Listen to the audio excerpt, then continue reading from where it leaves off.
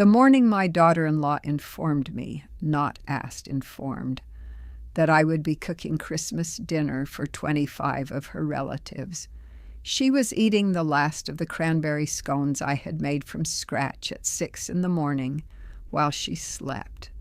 And she said it the way you say things you have already decided and are merely communicating as a formality.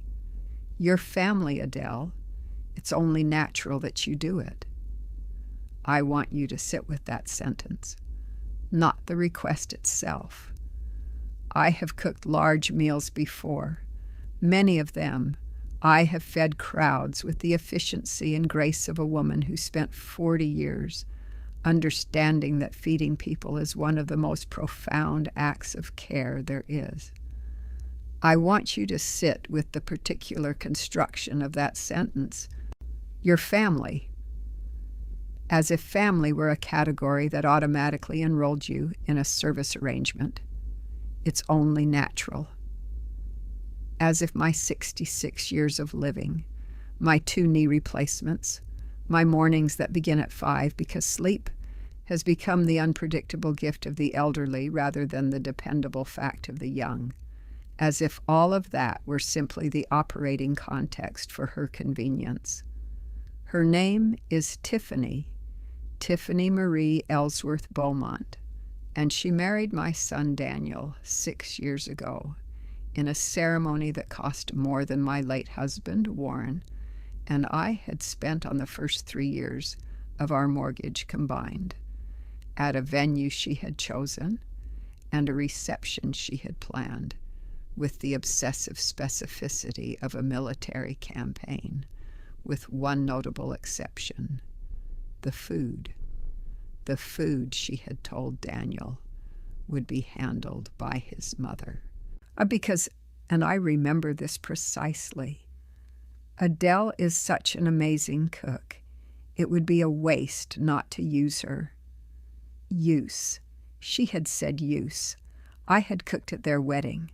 I had cooked for their first Thanksgiving. I had cooked for Daniel's birthday dinner every year since they married, because Tiffany did not cook, did not in any meaningful sense interact with a kitchen, except as a space she passed through on her way to the refrigerator for the sparkling water she drank by the case. And because asking me was easier than hiring a caterer and cheaper than a restaurant, and because I was there, available, ambulatory, and in possession of hands that knew what to do with 40 years of accumulated recipe knowledge. I had done all of this willingly. Let me be clear about that.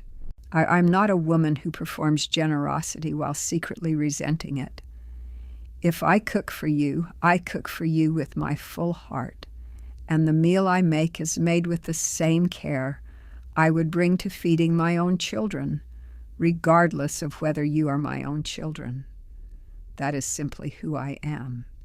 It is who Warren raised me to be, or rather who I raised myself to be, over 6 decades of choosing every morning to give rather than withhold. But there is a limit to what genuine generosity can absorb before it ceases to be received as a gift and begins to be treated as a utility. Let me tell you about the wedding dinner more specifically, because it is the event that established the pattern, the original sin of the arrangement, and understanding it helps explain how 6 years of subsequent deference became possible. Tiffany had wanted a caterer. She had, and in fact, engaged a caterer, a firm called Southern Table Events that had a reputation in Charleston for elegant food and reliable service. 2 weeks before the wedding, she called me to say that the caterer had had an internal dispute, that 2 of their key people had departed, and that Southern Table Events was canceling their commitment. It was, she told me, a crisis. I had said without thinking, because this is what I do, I'll handle it. This is the moment I should examine, not the moment itself. The impulse to help in a crisis is in me, deeply embedded, and I do not regret it. What I should examine is what I did not say in that moment. I did not say, I'll handle it, but I need help, and I need you to understand what you're asking me to do. I did not say, I'll handle it. And we should talk about what this costs me and how we acknowledge that. I did not even, in my own mind, make note of what I was absorbing. The 10 days of planning, the 12 hours of execution, the 2 friends from church who gave their Saturday, not because they were paid, but because I asked and they loved me. I said, I'll handle it, and I handled it. And at the end of the reception, Tiffany kissed my cheek and said, "You are incredible, Adele." And I smiled and felt the particular warmth of having helped people I loved through a crisis, and I missed, because I was not yet paying close enough attention, that the incredible was not the beginning of a conversation about what I had done and what it was worth. It was the end of one. The chapter closed. The favor became history. And history, in Tiffany's accounting, was not a debt. It was just history. 25 people. Tiffany's parents, her 2 sisters and their husbands, her 3 cousins and their respective families, her college roommate and her husband and their 4 children, and several others whose relationship to Tiffany I had never been entirely clear on. People she described as my circle, as if she were a planet and they were orbiting satellites who required periodic feeding. 25, I said. Give or take, she said, eating my scone. It might be 27 if Cousin Paulette comes. I'll let you know. Tiffany, I said, that is a catered event. That is not a home-cooked meal. She looked at me with the particular expression she deploys when she considers that I have said something naive. A slight narrowing of the eyes, a faint compression at the corners of her mouth, as the expression of a woman who believes she is managing someone who does not quite grasp the situation. You've cooked for large groups before, she said. Daniel says you used to do holiday dinners for the whole neighborhood. For people I knew, I said. For people who brought dishes and helped clean up and stayed to talk at the table for 3 hours after. Not for 25 strangers. They're not strangers. They're my family. They are strangers to me, I said. I have met your mother twice and your father once. I do not know your cousins or your college roommate or any of the people in your, I paused, your circle. She set down the scone, which she had finished. She folded her hands in her lap with the patience of someone about to make an argument she has already won in her own mind. Daniel would really love for Christmas to feel like a proper family gathering this year. He said so just last night. I think it would mean a lot to him to have a home-cooked meal, the way you used to make when he was growing up. Daniel. She had brought Daniel into it, which was her most reliable move, using my love for my son as a lever to move things in the direction she wanted them to go. It worked because it was calibrated to the exact shape of what I cared about most. She knew it worked because it had worked before. I looked at her across the kitchen. My kitchen, technically, or rather the kitchen of the house that Warren and I had bought in 1988 and paid off in 2009. The house where Daniel had grown up. To the house that now had Tiffany in it 6 days a week, because she had decided that her own house in Kenwood needed renovation, and the renovation was taking longer than expected, and it was just so much easier to stay here while the work was being done, wasn't it?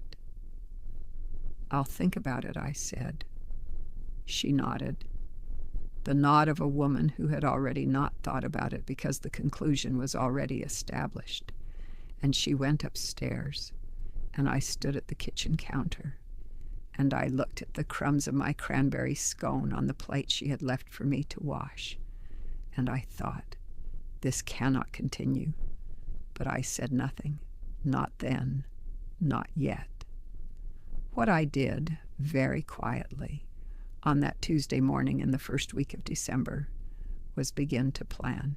You cannot understand what Tiffany was asking me to do without understanding what cooking has meant in my life, and what my life has been, and why the particular nature of this request cut in the way that it cut.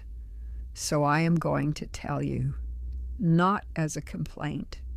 I am 66 years old, and I have the perspective to know that complaint is the least productive use of language available to a person, but as context, because context is what makes the difference between a story about a difficult daughter-in-law and a story about what it costs to be a woman who has given generously her entire life and finally decided to stop.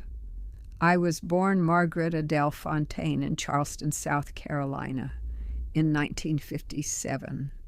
My mother, a woman named Cecilia, who could make a meal out of what most people would consider insufficient raw material, taught me to cook when I was 4 years old. Not in the cutesy, here hold the wooden spoon way that people describe in warm nostalgia essays.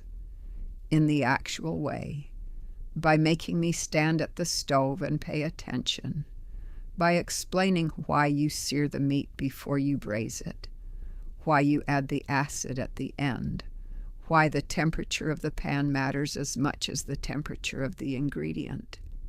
My mother believed that cooking was a form of intelligence, and she transmitted it to me the way she transmitted everything she believed, without sentimentality, with rigor, and with the absolute expectation that I would pay attention and remember. I paid attention. I remembered. By the time I was 12, I could prepare a full Sunday dinner from start to finish without supervision. By 15, I could manage a holiday meal for 15 people.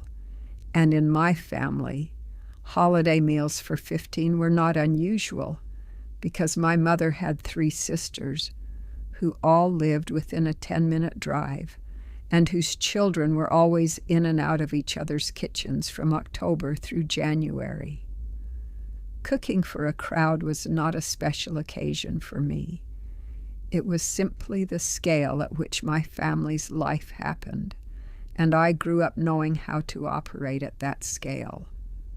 What I also grew up knowing, what my mother made sure I understood, was the difference between cooking for people who were grateful and cooking for people who expected it. My mother had strong feelings about gratitude. She used to say, "I will feed you with my whole heart, and you will eat with yours." And that is the exchange. When one side stops giving their heart, the exchange is over. She said it in the particular voice she used for things she meant absolutely. Not loudly, not dramatically, but with a quiet finality that told you the conversation on this point was complete. I inherited her cooking and her principle equally. For many years, I also inherited her difficulty in applying the principle. The same difficulty that I think most women of a generous nature have, which is the difficulty of knowing when the other side has stopped giving their heart, and the exchange has therefore ended. We are optimistic, we generous people. We keep giving a little longer than we should, hoping that the heart on the other side will re-engage. Sometimes it does. Sometimes what it needs is the patience of the giver to sustain the exchange until the recipient finds their way back to it. But sometimes the heart on the other side was never genuinely in the exchange at all. Sometimes what looked like a reciprocal relationship was, from the other side, simply an arrangement of convenience. And knowing the difference and acting on the knowledge is the work of a lifetime. I married Warren Beaumont at 24. Warren was a high school history teacher in Charleston who became an assistant principal and eventually a principal, and who believed, with the uncomplicated faith of a genuinely good man, that the people around him were mostly doing their best. He was the right husband for me in the way that some people are simply right for each other. Not because we never had friction, but because the friction we had was productive, the kind that makes both people more precise and more honest over time. We were married for 34 years before he died, quietly in his sleep, on a Tuesday morning in April of 2015, which was the worst morning of my life and which I am still, 9 years later, processing in small increments. Warren ate whatever I cooked with a quality of attention that I have never seen equaled. Not just appetite. Anyone can have appetite. Attention. He noticed things. He noticed when I had used a different herb or changed the ratio of fat to acid or reduced the sauce a little longer than usual. And he did not always have the vocabulary to say what he noticed. He was a historian, not a cook, but he had the presence. He was present at the table in the way that eating together requires in order to be the thing it is supposed to be, which is not merely nutrition, but communion. I thought about this in the months after Tiffany entered our lives and began eating at the table without that presence, without that attention, without any apparent awareness that food made with care deserves to be received with care. She ate the way some people scroll through their phones, with the surface of her attention, the part not required for something else. The food was fuel. It was pleasant fuel, better than she could produce herself, but fuel. I noticed this. I filed it away. I kept giving. Daniel is our only child. He was born in 1983 and was, and from the beginning, the kind of child who inspired in people the contradictory emotions of great love and great worry. Loving because he was genuinely warm. Worrying because he had a susceptibility to the opinions of the people around him that made him vulnerable to being led in directions that were not always in his interest. Warren used to say that Daniel needed a strong compass because his own compass needle was influenced by whatever was standing next to it. He meant this tenderly. He also meant it accurately. Daniel met Tiffany at 35 through work. She was in marketing at a firm that had contracted with the company he managed and brought her home after 6 months with the particular combination of pride and anxiety that tells a mother everything she needs to know about the nature of the attachment. She was 32. She was beautiful in the way of women who have decided that beauty is the most important thing and invested accordingly. She was charming in social situations. She was in private a woman of considerable will, who was very good at making that will appear to be other people's ideas. I recognized this. I watched it carefully. And I made the decision that I have always made when the person my child loves is not the person I would have chosen for them. I gave her a fair chance. I committed to seeing the best in her, and I kept my concerns to myself, because nobody benefits from a mother-in-law who positions herself as the obstacle between her son and his marriage. For 6 years, I kept my concerns to myself. I will tell you what those 6 years contained on my end in terms of what I gave to this family. I cooked their wedding reception dinner for 120 people with the help of 2 friends from my church who volunteered their time because they knew me, not because anyone offered to pay them. I prepared Thanksgiving dinner for 3 consecutive years. Not the same Thanksgiving dinner, not the same menu on rotation, but 3 genuinely different menus, researched and refined, because Tiffany had food preferences that changed seasonally, and I accommodated them without comment. I made the birthday cakes for every birthday in the family for 6 years, because Tiffany does not bake and does not believe in store-bought for important occasions, which is a position I find admirable in the abstract and somewhat taxing in the specific when it means that I am the one managing the important occasions. Then when Daniel had his appendix out in 2021, I cooked for their household for 3 weeks. When Tiffany had what she described as a complete collapse from stress in the spring of 2022, a diagnosis that I respected, though its clinical basis was not entirely clear to me, I arrived at their house 3 days a week for 2 months and cooked and cleaned and organized, because that is what you do when your son's family needs help and you are the person available to provide it. I did all of this without complaint, which I want to emphasize again. Without genuine complaint, because I was not secretly resentful of the cooking. I love cooking. What I eventually became resentful of, and I did become resentful of it, I am honest enough to say that, was the assumption. The assumption that my time and my labor and my 66-year-old body were available resources to be deployed at Tiffany's convenience without conversation, without gratitude that extended beyond the performative, without any apparent understanding that what she was receiving was a gift and not a service. Your family, it's only natural that you do it. Natural.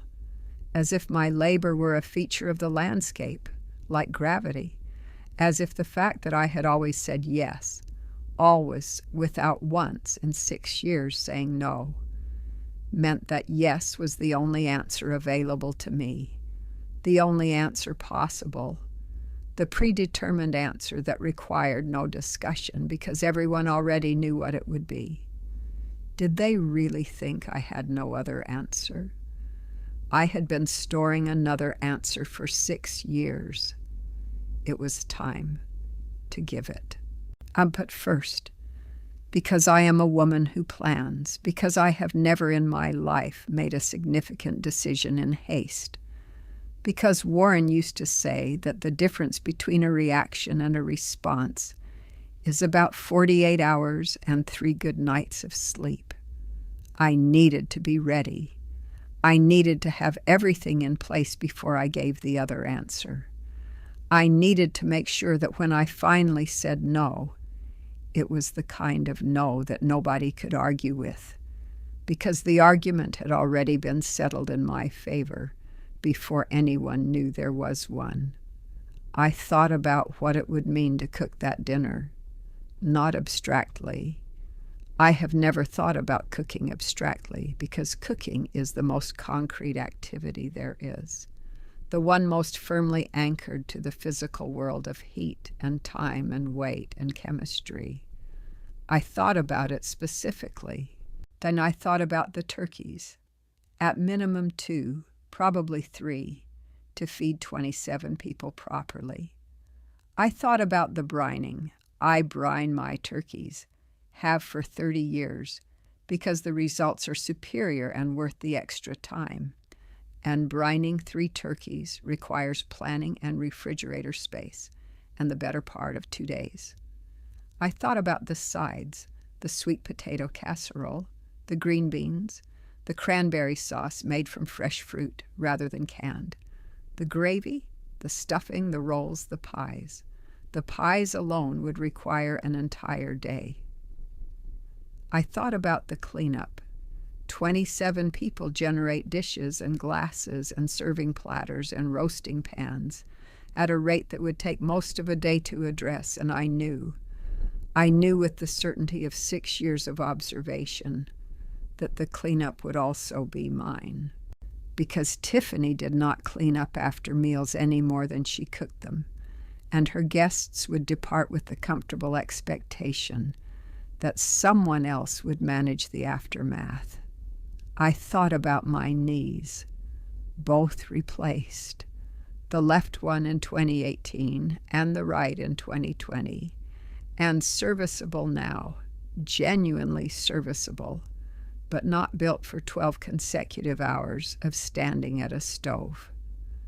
I thought about my lower back, which has strong opinions about extended periods of chopping and stirring and lifting heavy roasting pans in and out of ovens.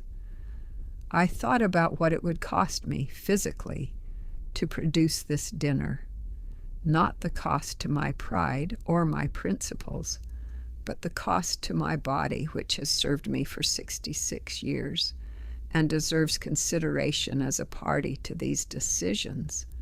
I thought about all of this in the 2 days after the scone conversation, with the methodical thoroughness of a woman who has always done her most important thinking in private. And at the end of the 2 days, what I had was not a plan to cook the dinner. What I had was a plan to not cook the dinner. And what I also had was the knowledge that not cooking the dinner required more than simply declining. It required a departure that was complete enough to make the declining undeniable. So I kept saying yes, for the time being. I said yes with my mouth while my mind went quietly to work on the rest. Let me tell you about the joint account. When Daniel and Tiffany married, they opened a joint checking account to manage household expenses.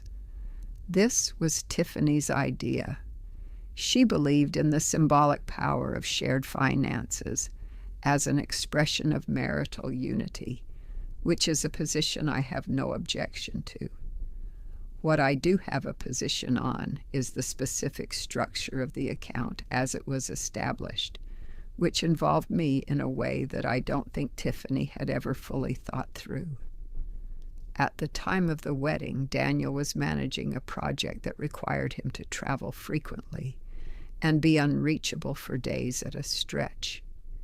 He had asked me, not Tiffany, because Tiffany was not yet reliably reachable either during the early months of their marriage, when they traveled extensively, to be a signatory on the account as an emergency measure, so that if something happened while he was away and Tiffany needed access and Daniel was unreachable, I could authorize transactions.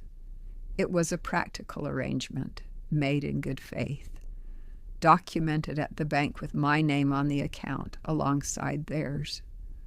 Over time, the travel patterns changed, and Daniel's availability improved, and the practical reason for my signatory status on the account became less pressing. But nobody thought to remove it. Nobody sat down and said, "The emergency arrangement has outlived its emergency. Let's update the documentation." These things happen in families. The administrative loose ends of life get set aside in favor of the more immediate business of living, and they sit there quietly in the filing system of the bank, waiting. For 3 years, and I had been a signatory on my son and daughter-in-law's joint household account. I had never used this authority for anything. I had never needed to. The account sat in the bank's records and in the corner of my own memory, a fact I knew and had set aside as irrelevant, right up until the morning Tiffany ate my cranberry scone and told me I would be cooking Christmas dinner for 25 strangers. I thought about the account for 3 days before I did anything. not because I wasn't certain. I was, by the second day, quite certain, but because I wanted to be sure I was acting from clarity rather than from anger. Clarity and anger can look similar from the inside, but they produce different decisions, and I have learned over 66 years to distinguish between them. Anger makes you do things quickly and loudly. Clarity makes you do things carefully and at exactly the right moment. By the third day, I was clear. I also needed to understand the exact state of the account. I still had the online banking credentials from the emergency arrangement. Daniel had given them to me years ago, and again, nobody had thought to change them. I logged in on a Wednesday evening while Tiffany was at a yoga class and Daniel was working late, and I reviewed the account. It was healthy, a substantial balance, the product of two incomes, and the particular financial conservatism that Daniel had inherited from Warren and maintained even in a marriage to a woman who did not always share it. I looked at the balance for a long time. Then I closed the laptop. The second piece of the plan was the cruise. I have always wanted to go to the Caribbean at Christmas. This is not a dramatic statement. It is a modest, quiet want, the kind that sits at the back of your mind for years without announcing itself, the way modest wants do when you are a person who has spent most of your life attending to other people's immediate needs.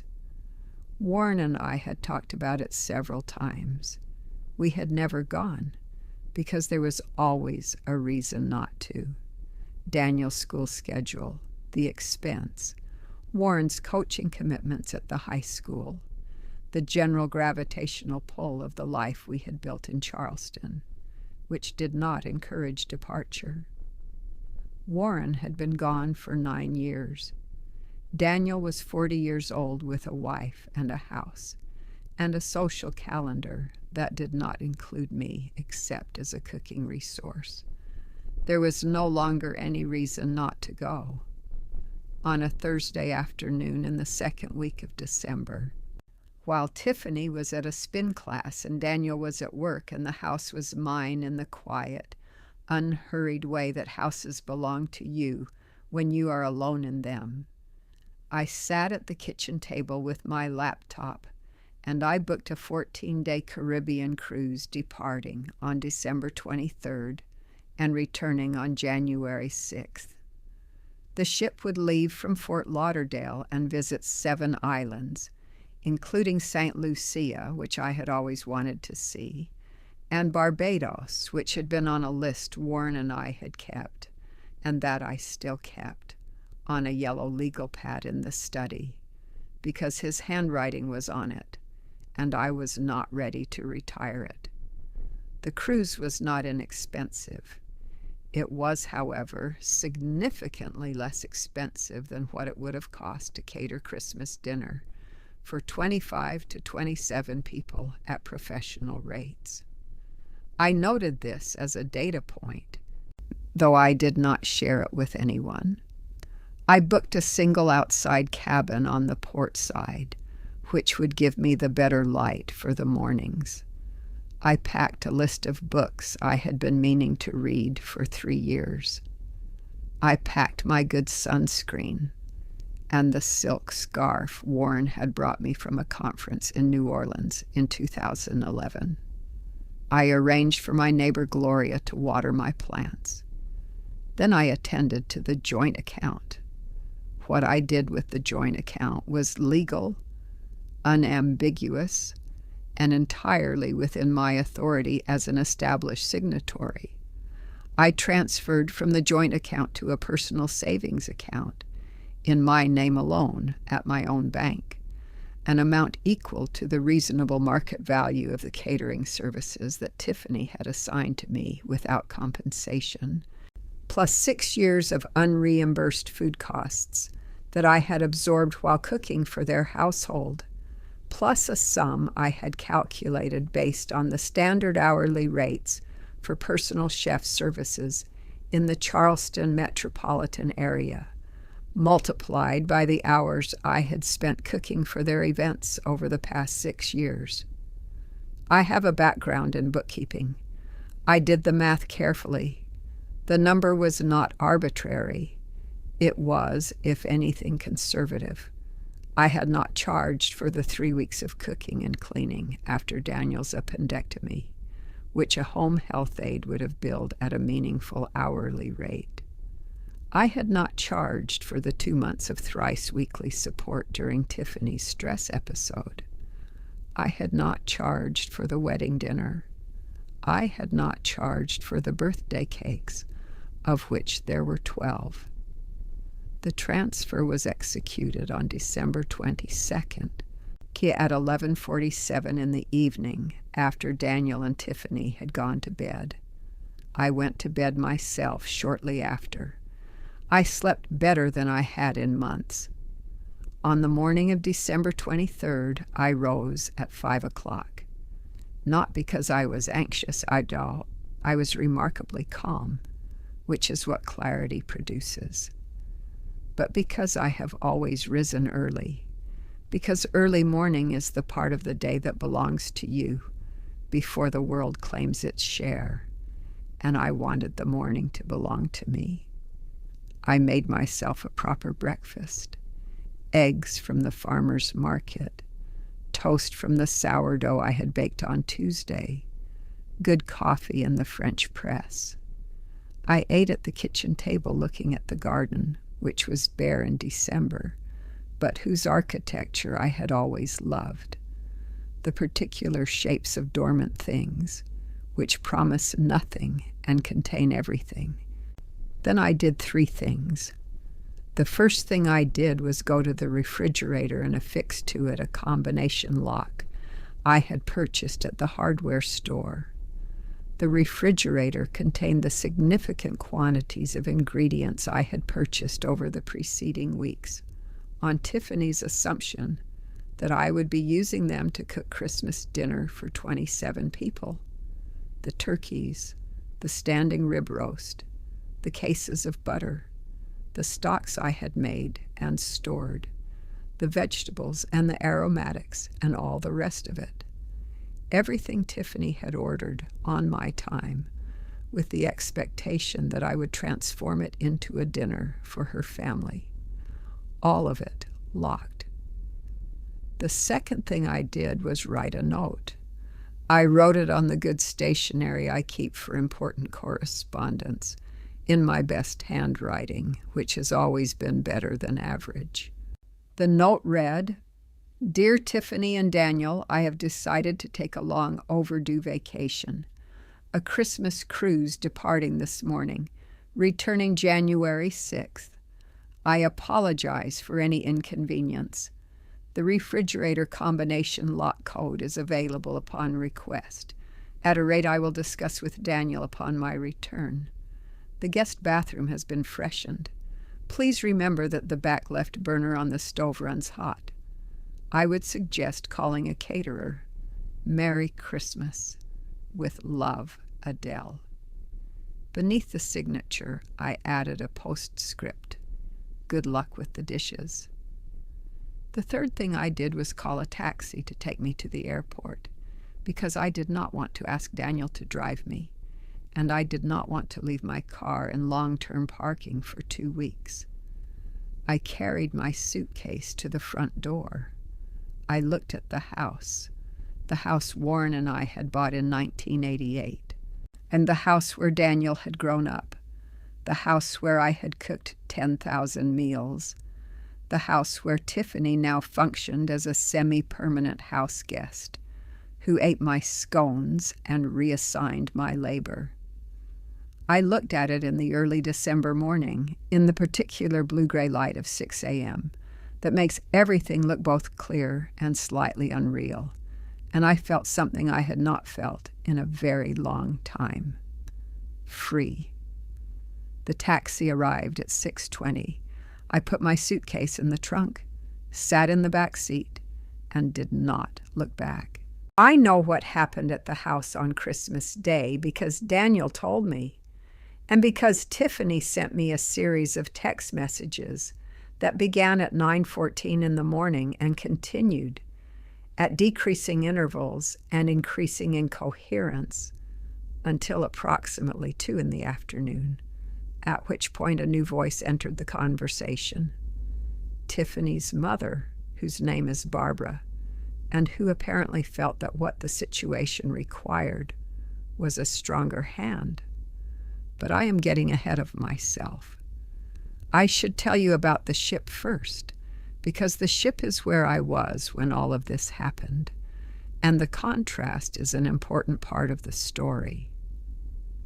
I had boarded in Fort Lauderdale on the evening of December 23rd, and in the particular organized chaos of cruise ship embarkation, the crowds and the luggage and the particular smell of salt air and industrial carpet that characterizes every departure hall I have ever been in. My cabin was on deck 7, port side, small and clean and entirely mine. I unpacked with the methodical pleasure of a woman who has learned to travel light and had specifically curated this particular 14 days. The books, the sunscreen, the silk scarf, the reading glasses, the journal I had not written in for 2 years and had packed because this seemed like the moment to start again. On the morning of December 24th, I sat on the small balcony of my cabin with my coffee, the ship's coffee, which was perfectly adequate, and I watched the Atlantic go by, which it did with the complete indifference to human schedules that large bodies of water maintain. The sea in December is not warm, not at this latitude, but it is beautiful in the way of serious things.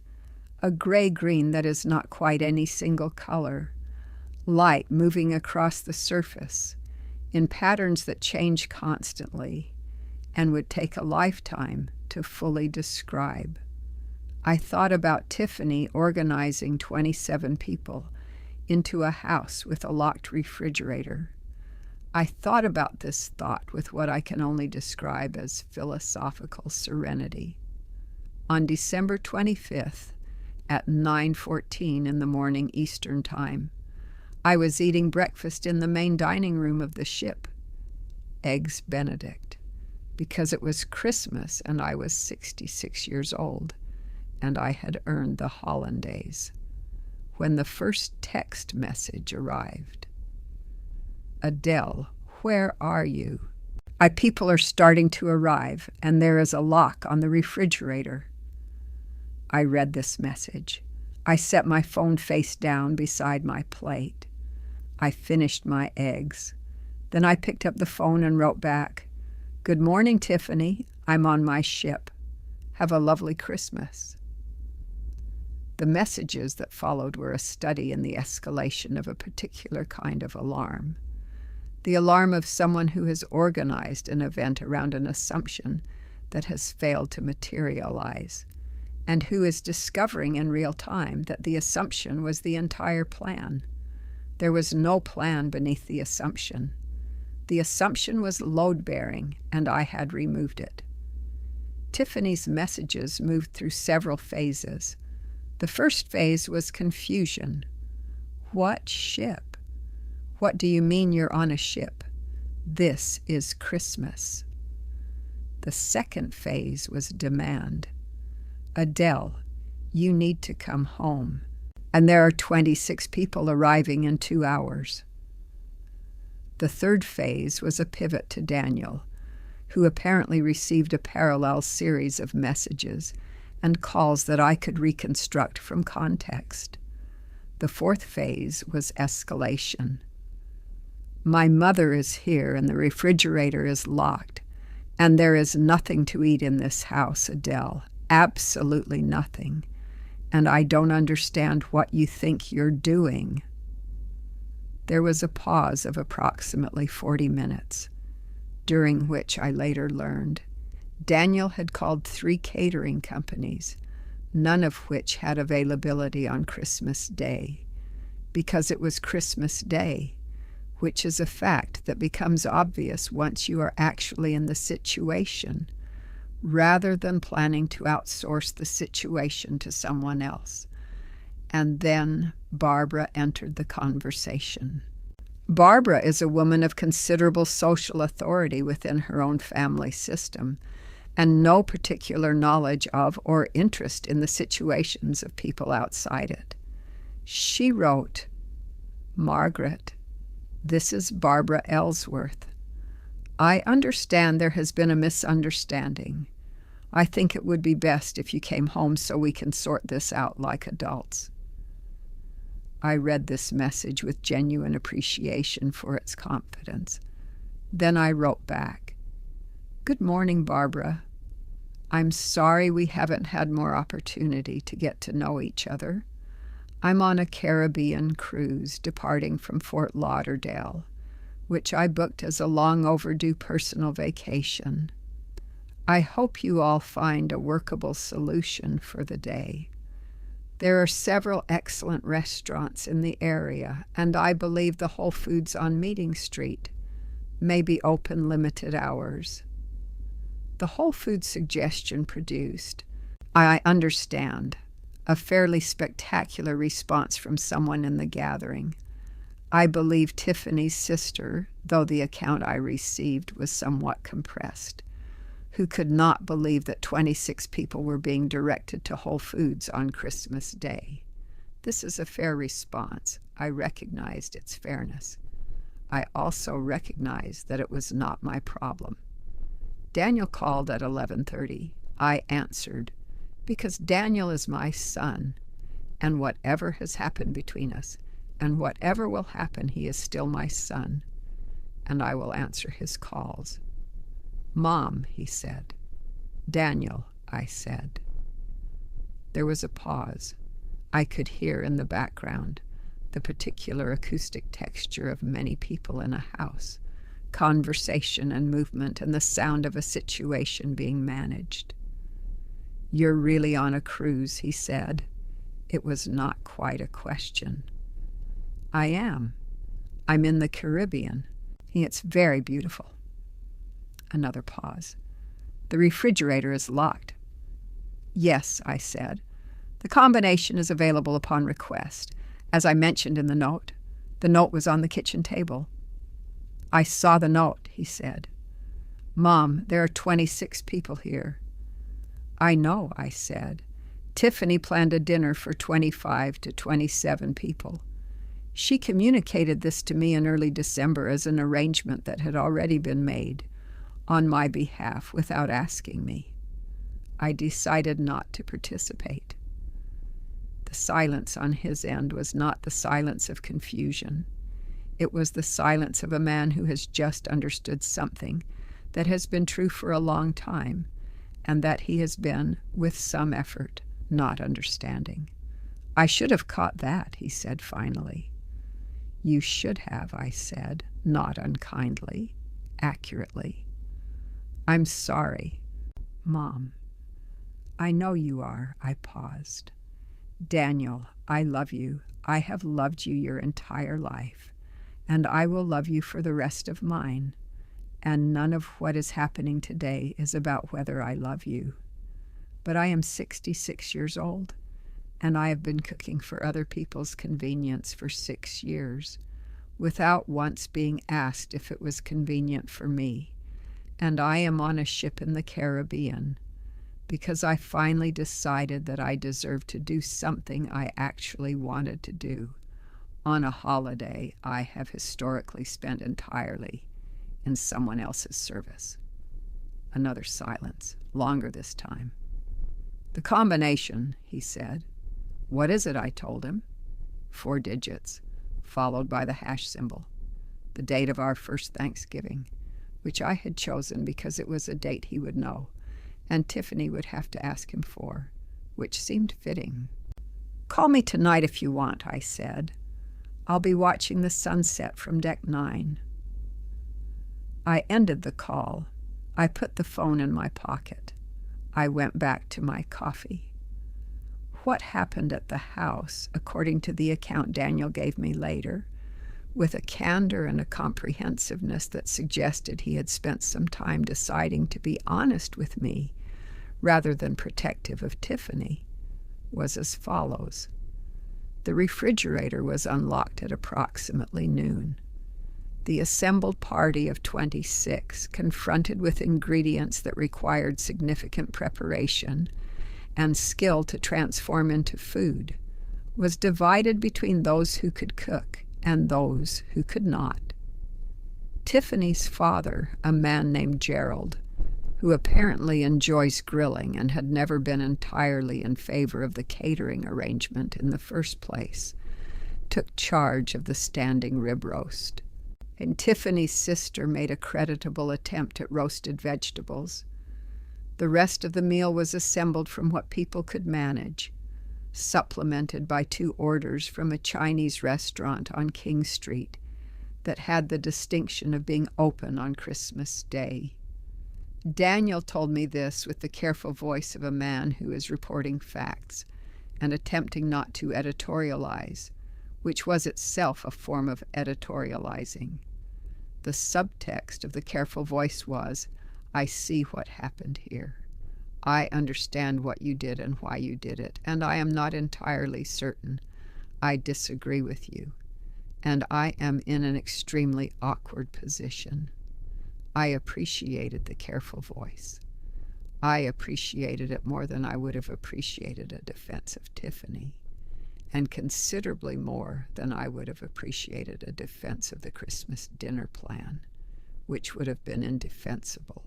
And he told me about the moment Tiffany's college roommate, a woman named Stephanie, had walked into the kitchen to help and had found Tiffany's sister crying over the roasting pan, not from grief, but from the particular frustration of someone attempting to manage a convection oven she had never used while feeding 26 people who were expecting a certain quality of meal and getting something measurably below it.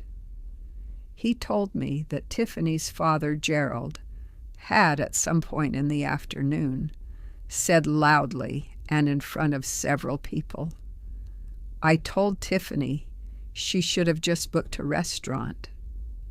He told me that this comment had not been received warmly, and he told me that his cousin Nathaniel, a man from Georgia who had driven 4 hours and had been promised a proper Christmas feast, had eaten his portion of the Chinese food in near silence and had departed at 6 o'clock with the brief, meaningful comment that he hoped everyone would have a better New Year.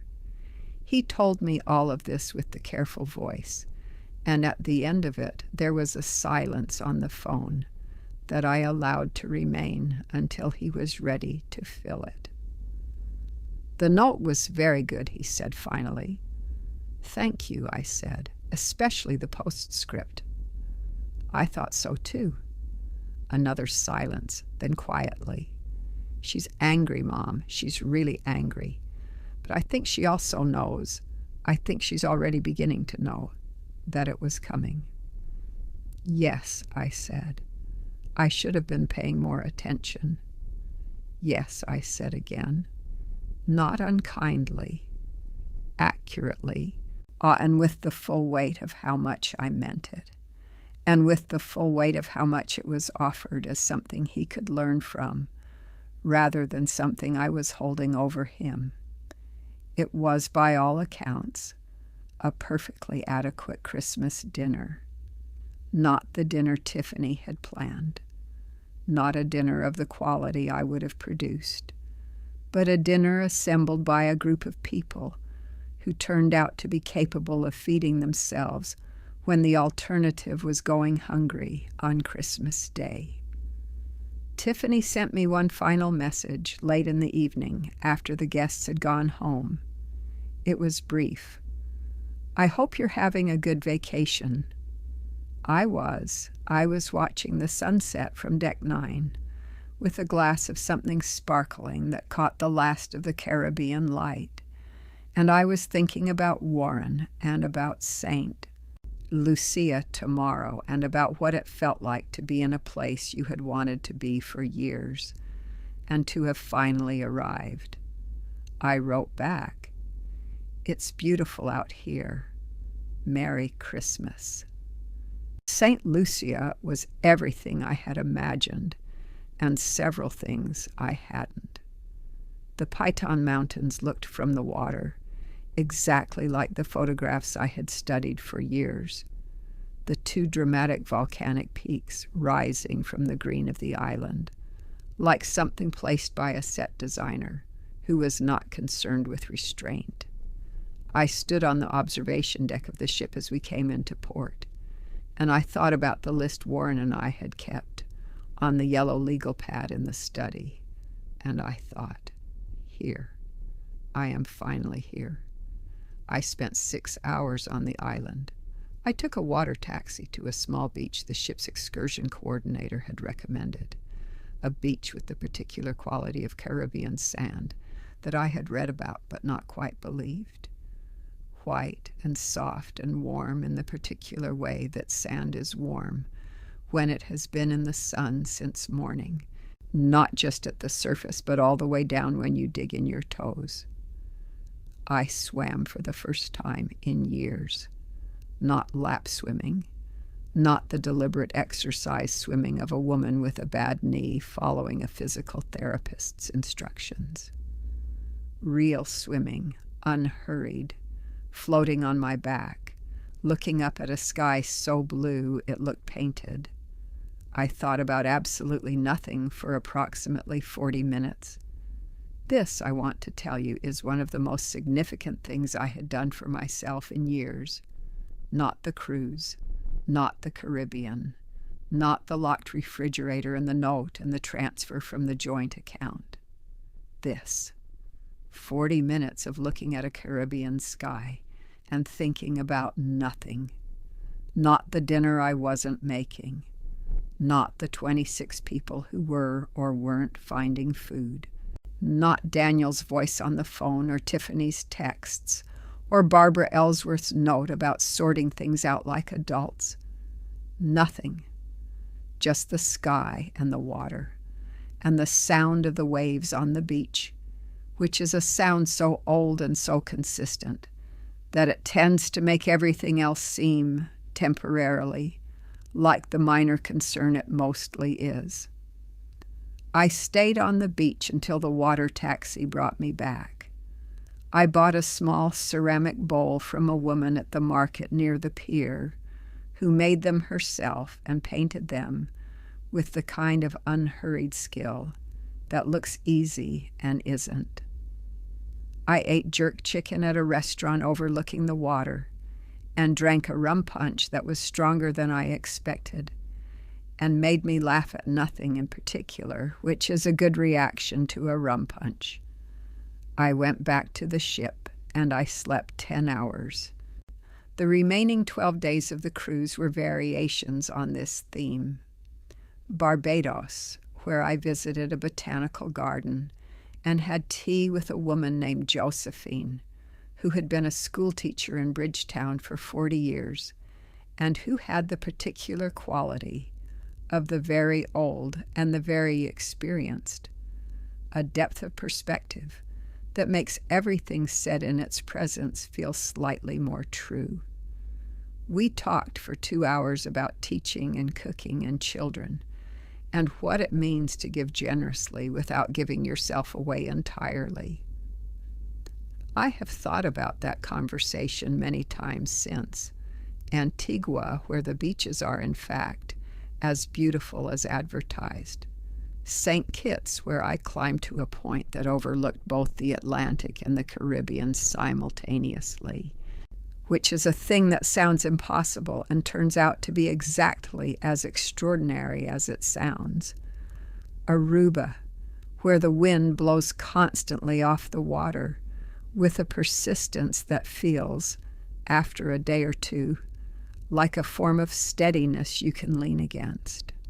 Everywhere I went, I cooked nothing. I ate what was placed before me by people whose job was to cook for me, and I ate it with genuine appreciation, which is a different relationship to food than the one I had been living inside for 6 years. When you cook for others always, you begin to lose the experience of food as gift. You begin to experience it only as labor, as responsibility, as the thing between you and the next task. Being cooked for, being the person at the table rather than the person at the stove, was a reminder that food is, at its best, an act of care that flows toward you, not always away from you. I wrote in the journal every night 3 years of things I had not written, poured out over 14 evenings in the small cabin on deck 7, with the sea outside the porthole and the particular quiet of a ship under way at night, which is not silence but is something close to it, a deep, regular vibration that feels like being held rather than moved. I wrote about Warren. I wrote about Daniel as a child. I wrote about cooking, its history in my life, what it had cost me and what it had given me. I wrote about Tiffany, not with bitterness. I genuinely tried not to write with bitterness, because bitterness is the least interesting thing you can feel about another person, and I had more interesting things to feel. But with the clarity of someone who has finally seen a situation from the outside, which is always different from the view you have when you are inside it. What I saw from the outside was not a bad person. Tiffany is not a bad person. She is a person who had been given by me unlimited access to a resource, my labor, my skill, my time, and who had, as people tend to do with unlimited access to anything, begun to treat it as a right rather than a gift. This is not a character flaw so much as a human tendency, and the correction for it is not contempt, but withdrawal. You stop giving the unlimited access. You demonstrate by concrete action that the access was always conditional on it being a gift and not an assumption. And then, if you are lucky, the person recalibrates. I did not know whether Tiffany would recalibrate. I did not know whether the Christmas of 26 people and a locked refrigerator and a Chinese restaurant on King Street would produce in her the kind of reflection that changes how a person understands a situation. It might not. Some people are not changed by encountering the limits of other people's generosity. They simply feel aggrieved by the limits and wait for the limits to lift. If that was Tiffany, then the recalibration would have to be mine. A permanent revision of the terms on which I participated in their family life. I came home on January 6th to a house that was quiet and mine. Gloria had watered the plants and left a small pot of soup in the refrigerator, a gesture so precisely calibrated to what I needed that I stood in the kitchen for a moment holding the note she had left with it, and felt the particular warmth of being known by someone who has known you for years. I called Daniel that evening. He answered immediately. "Mom," he said. "I'm home," I said. A pause. "Can I come over?" "Tomorrow," I said. "Come for lunch. I'll cook." He laughed a little, a surprised laugh, genuine. "You'll cook?" "Yes," I said. "For you, because I want to. That's the only reason I cook for anyone from now on." He came the next day. I made the lunch I make when I want to tell someone that I love them without saying it. Roast chicken with the good herbs from the garden, a gratin of whatever vegetables I had, just bread from the Tuesday baker who sets up at the farmer's market. Simple things, made well, for one person I genuinely wanted to feed. We talked for 3 hours at the kitchen table.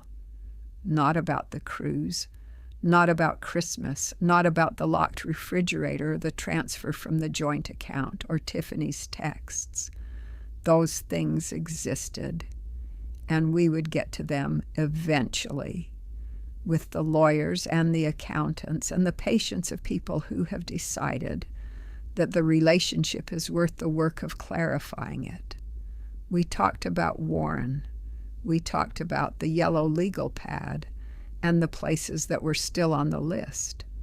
We talked about Daniel as a child, the specific child he had been, and I watched his face do the thing it does when he is allowing himself to be fully present in a conversation rather than managing it. Which is the thing I love most about his face. He is his father's son in the ways that matter. I had been forgetting this in the years of managing around Tiffany. I was glad to remember it. Tiffany and I have a conversation scheduled for later this month. I have prepared for it with Constance Radley, my attorney, who has helped me establish what the conversation needs to produce. A clear, explicit agreement about the conditions under which I participate in their household life. The agreement will specify that my cooking for their events is a gift, not a service, that it will be offered voluntarily and accepted graciously, or not offered at all, that decisions about my labor will be made by me and not communicated to me as established facts. The agreement will also address the joint account transfer, in which Daniel and I have already discussed, and which Tiffany has not yet been fully informed about, because that conversation is one of the things the scheduled conversation is for. I do not know how Tiffany will receive this. I know how I intend to sit in the conversation, with exactly the same composure I had on December 23rd, in the blue-gray light of the early morning, looking at my dormant garden before the taxi came. That composure is available to me because I am clear about what I want and what I am willing to offer. And clarity is, I have found, the most stabilizing thing a person can bring into a difficult room. The Caribbean bowl from St. Lucia is on the kitchen windowsill. It catches the morning light and turns it into something warmer than it actually is, which is a talent of good ceramic work and of good people.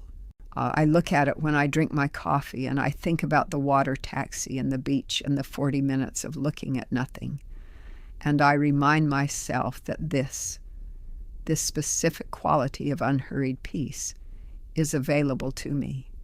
Not always, not every day, but as a possibility, as a resource I can draw on, as something I have now proven I can give myself. Warren would have laughed at the note. He would have read it aloud, all of it, and then he would have read the postscript again. Good luck with the dishes. And he would have laughed from the belly the way he laughed when something was both perfectly right and slightly wicked simultaneously. He had a theory that the people who were the most generous were capable of the most satisfying refusals because they came to the refusal having genuinely tried everything else. When you finally say no, he used to say, make sure it lands. It landed. I want to talk about kindness because kindness is at the center of this story, and I think it is widely misunderstood. The misunderstanding is this: kindness is often confused with compliance. Compliance is doing what is asked of you. Kindness is giving what is needed from a place of genuine care at a cost you have chosen to absorb. These are different things, and conflating them is the source of enormous suffering among people who are constitutionally generous, people who are good at giving and who, over time, in the absence of anyone pointing out the difference, Begin to let their kindness become compliance. Begin to absorb costs they have not chosen. Begin to say yes when yes has stopped being a gift and has become an obligation. For 6 years, I let this happen. I said yes when yes was a gift. I said yes when yes was still a gift, but a smaller one.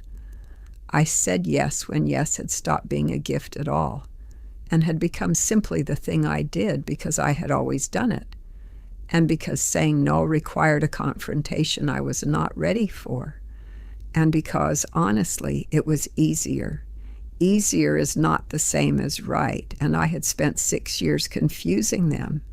The cruise was not a punishment. I want to be very clear about this.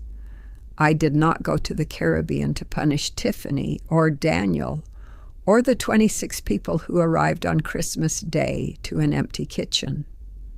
I went to the Caribbean because I wanted to go, because it was long overdue, because I had a window of opportunity, the existence of the joint account signatory status, the booked tickets, and the moment of clarity that arrived one morning over a plate of scone crumbs, and because saying yes to myself for once was not the same as saying no to anyone else. The locked refrigerator was not cruelty.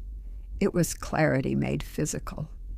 It was the most honest possible communication of a fact that I had been unable to communicate in words, that what was in that refrigerator was mine, that the labor that would have transformed those ingredients into a meal was mine, that my time and my hands and my 66-year-old body, which has done remarkable things and intends to continue doing remarkable things, belong to me and not to anyone's dinner party plans.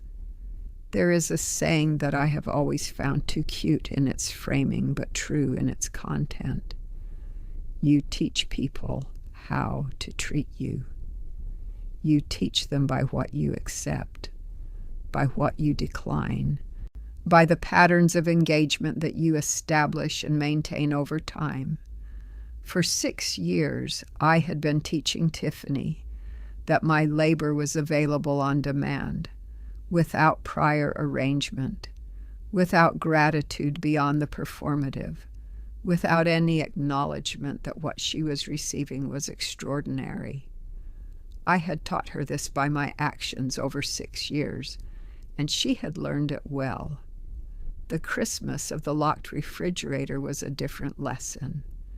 It was the lesson that generosity is conditional on being received as a gift, that there is a difference between what someone is willing to give and what they are obligated to give, that the woman who has always said yes has the capacity and the right to say no, and that when she finally does, she does it fully, she does it cleanly, and she does it from a deck chair overlooking the Caribbean Sea. I've been thinking about what I want the next chapter of my life to look like. Not the next chapter of Daniel's life, or Tiffany's life, or anyone else's. Mine.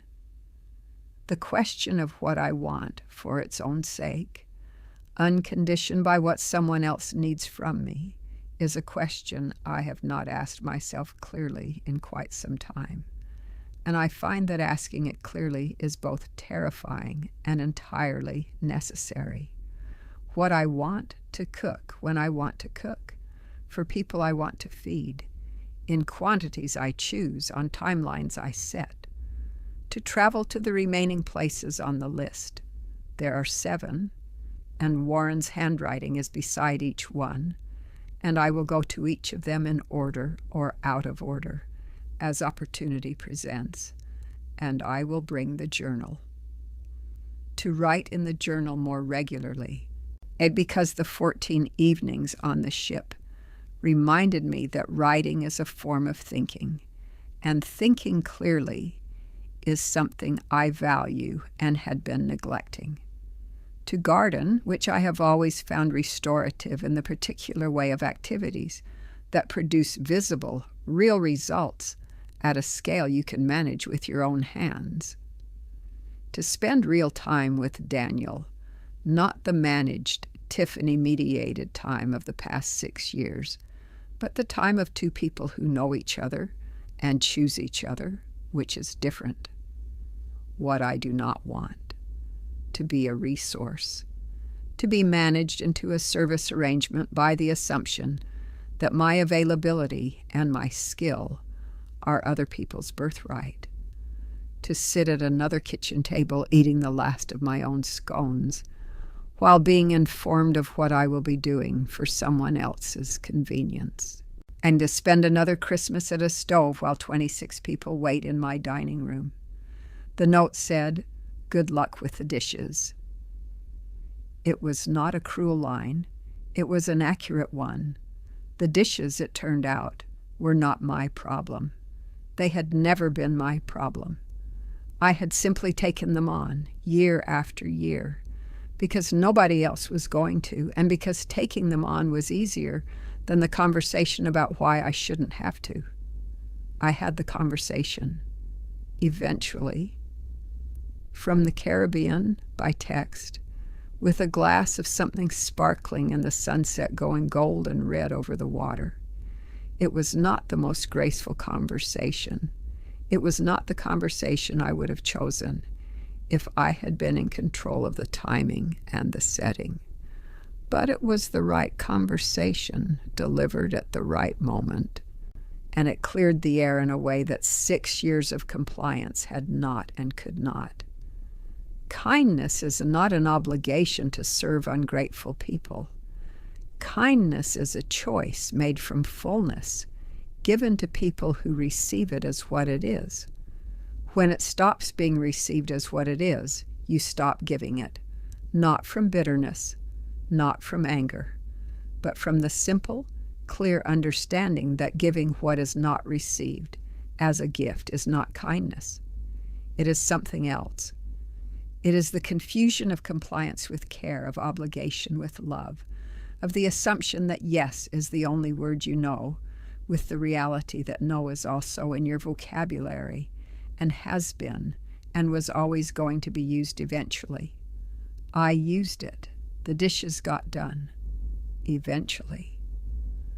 By someone other than me, on a day when I was watching the Atlantic from a deck chair. She's wearing the silk scarf Warren brought me from New Orleans, thinking about nothing in particular. I recommend it highly.